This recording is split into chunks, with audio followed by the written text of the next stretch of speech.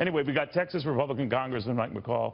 He's the Homeland Security Committee Chairman. Always a great honor to have you, Chairman.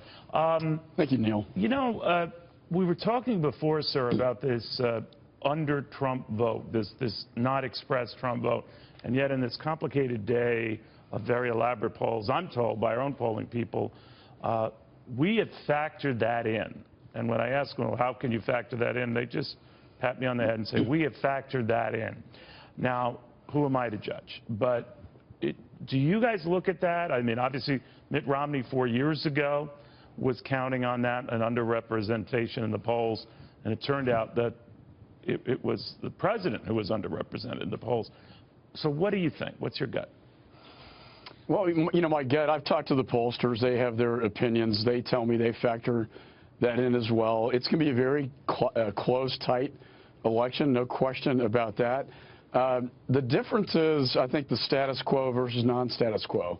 And a movement that Donald Trump has tapped into, that I think a movement that will show up as diehard loyalists at the polls, that's really the unknown factor here, the X factor, if you will, that could turn this election around. And we know that, as your previous guest said, that the trend line has certainly been going, I think, in Trump's favor.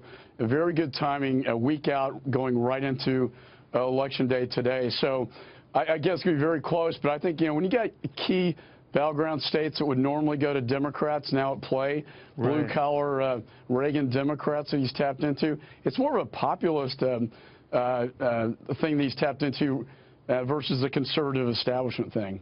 You know, we'll never know. Of course, we know tonight, Congressman, but play out the Republican Party tomorrow. I mean, obviously you win, all's good, but if you lose, the recrimination begins almost immediately.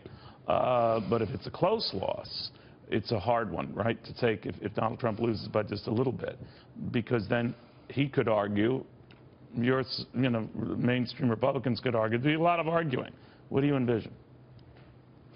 Well, if it's a close race and he loses, I think people will look back and judge Republicans who sat on the sidelines and did nothing to impact the effect or impact of this election. Would that include Speaker Ryan, who was dragged kicking and screaming? I think the Speaker's been very clear for his support for Donald Trump, and he not really. voted for him. He's a good man. I take nothing away from him, but I mean, he has not exactly been a cheerleader. He said he voted for Trump, a good Republican, but it didn't sound like he loved doing it. You know, we need somebody to unify the Republican Party. If Trump wins the White House, Paul Ryan and myself will be working with him to advance a better way agenda. I think Are you interested in that job? A lot of people said they could coalesce around a guy like you because they're not so sure Ryan will be that up to the task or wanted for the task. Well, I think Paul is a great guy, and I think he's the obvious. He's going to continue as Speaker. I don't have a lot of question about assuming he has the votes. Do you think that there are many in the Freedom Caucus and elsewhere who say, no, we don't like him. He's not our cup of tea. We don't like the way he treated Donald Trump. I think there are divisions, and I'll just be honest with you. And I think, you know, it's going to take somebody to unify the party. And I'm not just talking about the Speaker's race. I think Paul Ryan will be the next Speaker.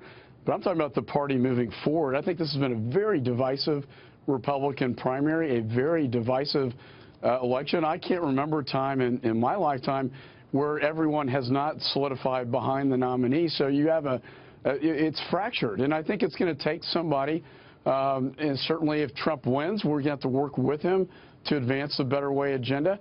If he loses, we're going to have to unify as a party. Some leaders are going to have to come out of the ashes to bring together the populists and the establishment and the conservative factions within our own party. That's very clear to me. All right. Chairman, thank you for taking the time. I very much appreciate it.